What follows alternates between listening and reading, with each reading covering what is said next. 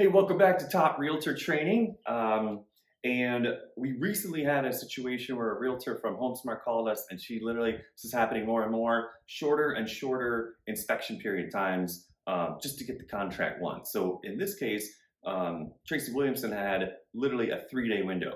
And I thought, man, that's crazy. As if you're the realtor, you really got to have your ducks in a row to get a 3-day inspection period done, especially when on this particular house we found a sewer problem, and off the top of my mind there was something else, but we talk about it. So I thought, you know what, I'm going to get her on Zoom. We're going to do an interview. That way, if you're a newer agent, you're probably going to get some best practices and pointers so that you can, if you have the opportunity to do a 3-day or a 5-day contract window, I'm sorry, not contract window, but an inspection window, hopefully there's some good stuff in here that will help you with that. So with that, here's me and Tracy having a chat. So, hello, this is Curtis Kloc with Inspections Over Coffee. I am here with Miss Williamson, and she's been a realtor with HomeSmart for some time, as I noted, and we recently got a chance to work together. And she super impressed me because she told me that basically they had a 3-day turnaround, and I just thought of all of the balls in the air juggling that she would have to do to get that done. I just wanted to chat with her about it, maybe help some newer agents out, get some insights from a senior agent on how to make that happen. So let's start with just whatever. Just who are you? Where are you from? How long you been in the Valley? How long you been a realtor? Whatever you want to. Any intro about yourself? Well, Tracy Williamson, I think I'm coming up on 15 years or so here in Phoenix as a real estate agent. My first career was in corporate America, but I always wanted to get into real estate, and I've enjoyed that for 15 years now. And have seen some crazy ups and downs in the market, and we're definitely in a crazy time right now. I went to ASU, so I've been in the Phoenix area for a long time. So I do, a lot of my business in and around the areas where I live, but you end up going a little bit of everywhere all around town, as client needs arise. So. And you have family here in town? I do. All of my immediate family's here in Phoenix, so that makes it nice. We don't have to travel during busy holidays. So if I do the math, 2015, or I'm sorry, 15 years means you started around like 05, 06, 07? Yeah. So, I started in real estate doing short sales during the crash. Okay. I was going to ask how you got through the '08 sort of downturn. Yeah, I teamed up with an agent right after I got my license that was doing a bunch of short sales, and she needed help. So I kind of just worked alongside her, learned the business. That was way back in the Century 21 days. Yeah. Great training brokerage. When you were probably negotiating with banks a lot, right? Back then, yeah, it's been a lot of years, obviously, but yeah. Okay, so why don't you, well, let's start here. The house that we inspected for you, is it done? Are you still not quite there yet? That one is scheduled to close middle of April. So Okay. It was a traditional 30-day close of escrow. And we have a 2-month post-occupancy agreement on that one. So they won't actually get to move into the house for 3 months. Were you up against a lot of competition? It was a situation where they had a big open house scheduled for Sunday. They weren't allowing any showings and had this big open house scheduled, which is a strategy we see so many, the listing agents and the sellers, deciding to use nowadays. So I called up the agent and we had a nice conversation. I had, wanted a lot more details about the house, where the seller is going, their reasons for selling, what are they looking for, that whole conversation. And I asked him if he would be open to taking offers before the open house. Mm-hmm. And in this instance, the sellers said yes, they would be. And so we ended up submitting our offer and negotiating it on a Wednesday. And the reason we ended up with such a short 3-day inspection period where you came into the picture was because of that open house we were up against. They wanted to have everything inspected and negotiated and finalized Wednesday night, and this was late in the evening that we were doing these negotiations. And Sunday, they didn't want to cancel their open house unless they knew that everything was a done deal. On our side. So on Wednesday, if I remember correctly, those were like first-time home buyers, right? So we're not talking about your normal investor, cash, iBuyer kind of thing where everything's easy peasy, right?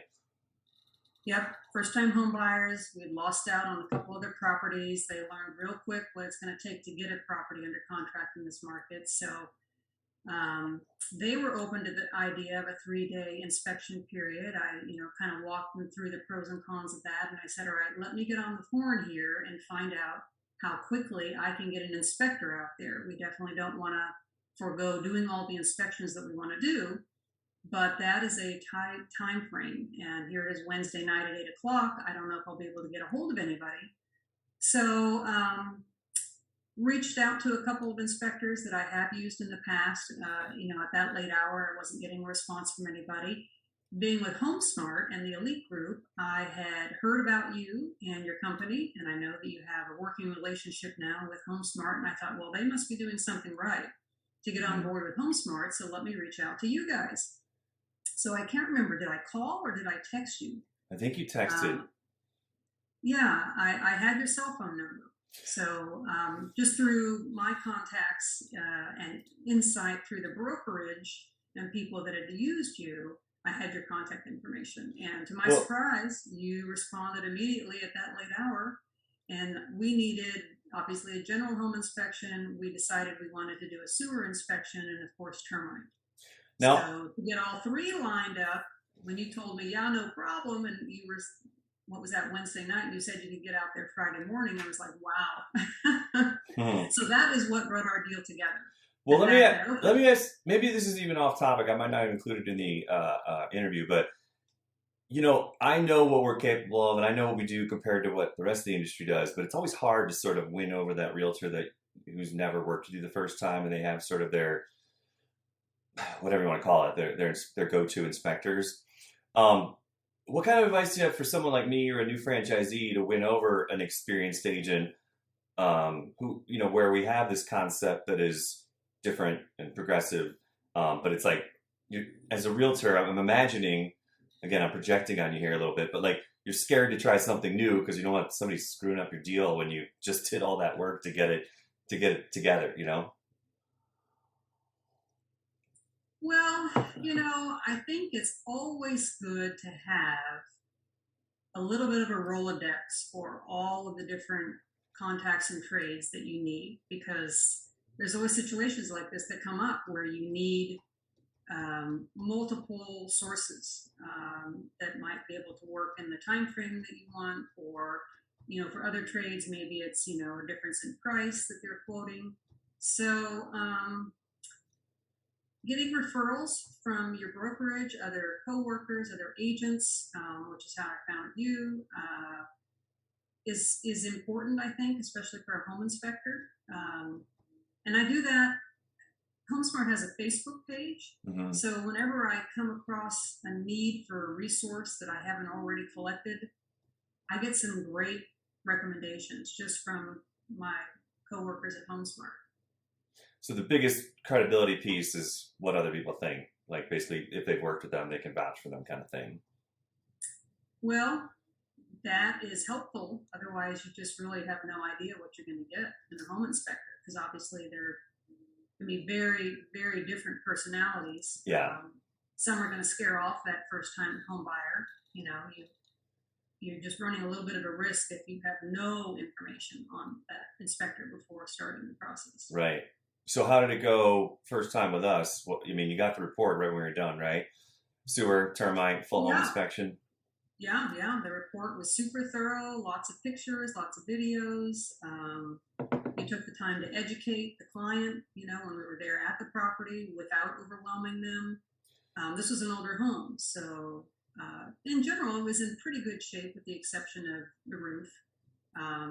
We were glad we did the sewer scope, and you had a great resource there, so we found a great company through you to help us resolve, the challenges going on with that sewer line. So two questions that makes me think of. Do you do anything to prep your clients prior to the inspection so that, because obviously we're kind of the bad news bears, it's our job to find problems so they don't inherit problems. So obviously when you have a brand new couple walking into a 1970 something house What do you do as their realtor to like just make sure they don't emotionally go sideways when there's this long list of small and big things that we find? Well, I did, talk about the normal things that come up in an inspection. And I shared, examples of a typical home inspection with them before. Oh, that's smart. Like sample reports and stuff. Yeah, yeah. Okay.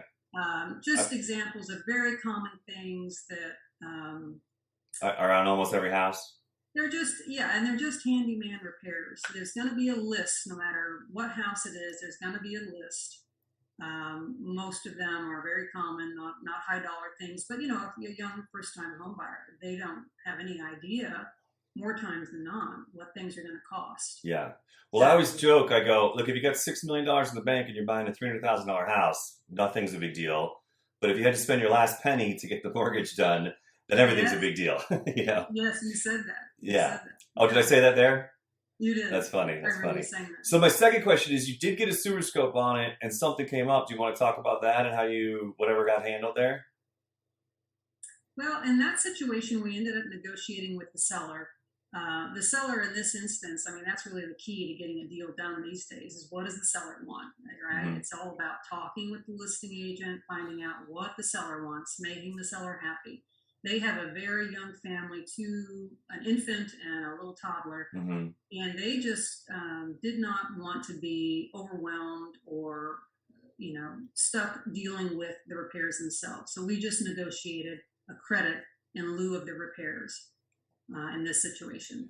The sewer line, we need to hydrojet it mm-hmm. in order to really understand what's going on there. There were some concerns in that video that was provided. So buyers have decided they will go ahead and do that. So is there the credit in lieu of asking the seller to do things? Gotcha. Is there any advice you'd give? So that could have come off as like kind of a deal killer, right? Like when there's a problem with the sewer line. So do you feel like you have advice for a younger agent, your younger self, that would have how that might have been scary versus how you handle that now as an experienced agent? Well, I've learned that it can be important to do a sewer scope. It seems like that's become more and more common mm-hmm. over recent years. This house, built in the late 70s, was kind of borderline age-wise. The older the home, the more obvious it is you want to do a sewer scope. I think the company that you had come out, they educated us and explained that, back in the early 70s and prior to that, they were using, what was the metal that they called it? Cast iron. Do you recall? Cast iron. Cast iron, yeah. Cast iron doesn't age well beyond about 50 years. Right. So we didn't think this house was going to have cast iron. But that's still a little bit of a question mark until we do the hydrojetting, which won't happen until the buyers are moved in and handling things. But the company, AZ Rooter, is who you use. They shared the importance of scoping sewer lines no matter the age of the house. He gave an example of his own personal home, I believe, where it was new construction, and he found a lot of debris from the construction of the home. I think that was me. Caused a blockage. I just bought a house that was just built last year. I think that was me that said that. So it was your house? Yeah, all my franchise locations, we probably do thousands of sewer scopes a year, and we find just as many problems on new homes as we do on old homes because, to your point, like you've got vendors throwing their trash, breaking up concrete, throwing concrete. We had one where they literally ran the line out and it ran right back into the house again.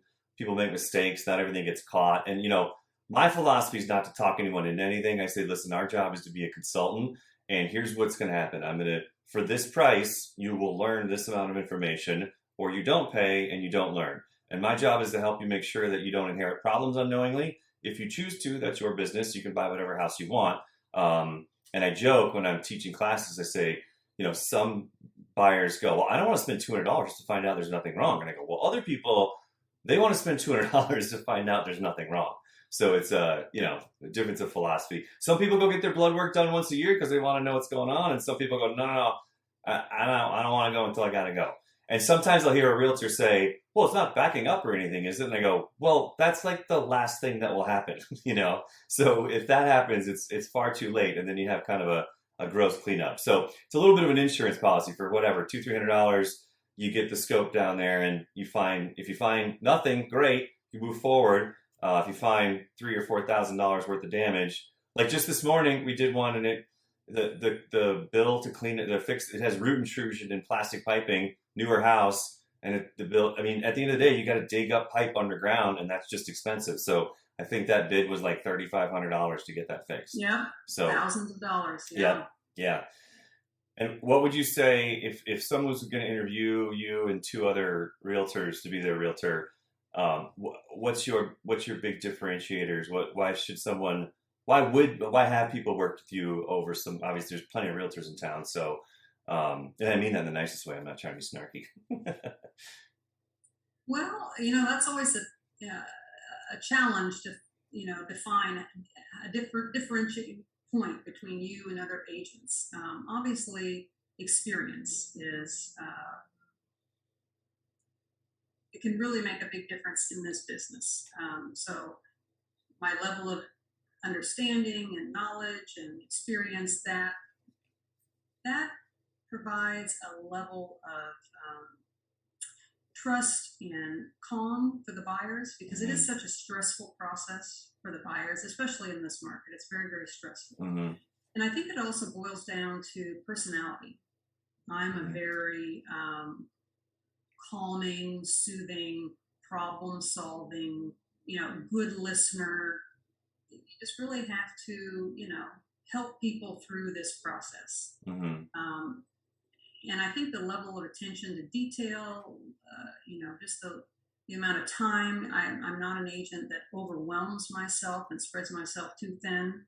So I have the time to devote to, doing whatever is necessary to help the client respond in a timely manner, not let details fall through the cracks. I think that, all of that is what leads to the client experience being very, very positive, being willing to refer other people they know, friends and family, to me. I think it could be really important, and again, I'm just looking at it from the inspection side, but if that house fell apart over the sewer line with a less experienced realtor, I mean, the inspection with the sewer and the termites, it must have been, I don't know, $600-$700, and they would have been out that to then spend all the time on another house, trying to get that under contract, go through the whole thing again. That would not, I mean, you could spend $2,000 in just in inspections, not much less all the time wasted, so I do agree with that. So, okay. Anyway, the one other thing that I would add is we really built a case regarding the items that did come up with this particular house, and an estimate of what things would cost. So that is what allowed us to negotiate a credit, a sizable credit in this instance. The sellers came around to, offering a pretty sizable sum to make the buyers comfortable taking on whatever might be the findings, when they get into doing the next step with the sewer line or the roof, things like that. This house had solar. So we had some big ticket items. Oh, that's right. Just building a case, sharing with the listing agent so that the sellers understood, hey, we're taking on, X amount of dollars worth of, potential future expense in the near term, not the long term. So we're going to ask for this. That's a great talking point, because I'm imagining newer agents probably sometimes have difficulty talking about commissions and how big they've gotten. But sounds like you probably got your client more money than you're getting paid out of it. We got them a nice amount of money. That's good. It worked out to where, it made sense for them to move forward. That's good. Okay, last question. What's your best piece of advice for, say, an agent that's, only been an agent for a year or two? If you could look back on your year one, Williamson career, what would you tell yourself? Probably my best piece of advice would be to get a good CRM and start building your database and stay in touch via email. Now, email isn't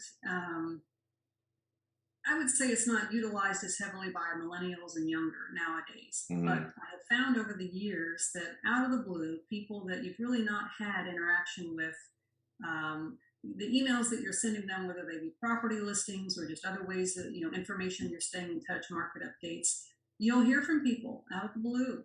Mm-hmm. You'll add to your pipeline of business just by What some sort of consistent staying in touch. what's your favorite way to stay in touch so that you don't feel like you're being salesy?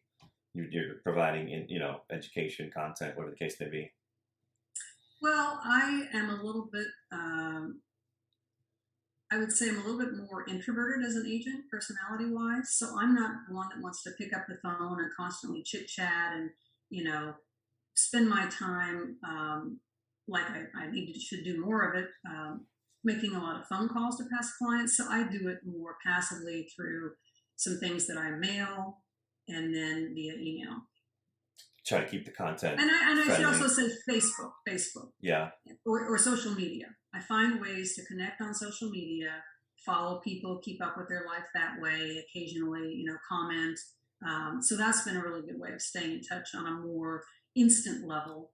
And then, just dripping them with, emails and then some of the things that I mail. That's how I do it. All right. But the example I was bringing up is, a lead that came in that you didn't do business with, Mm-hmm. that you continue dripping on. And 2 years later, out of the blue, because they've been receiving your stuff, Yeah. you're now hearing from them. I was watching a guy that helps with SEO and online marketing for attorneys, and he said that, back a long time ago, it was 3 touches. And then in the 90s, it was like 7 touches. And now with online and social media, it's up to like 27 touches before anyone will listen to anything you have to say. So it's Right. it's Right. gotten much harder to garner trust from a stranger. That internet lead, yeah. Yeah. It's just about staying in touch. Yeah. All right. Well, I am going to put your contact info on the screen right here and now. But I just want to thank you for, taking the time to chat with me and share some insights, and hopefully any newer agents watching this will have picked up a few things that'll save them headaches. Time and dime, that's what we call it. We're going to save them time and dime when they're a new agent so that they don't have problems that they run into. Well, and thank you for helping us bring this deal together. Yeah, you bet. That's what we do.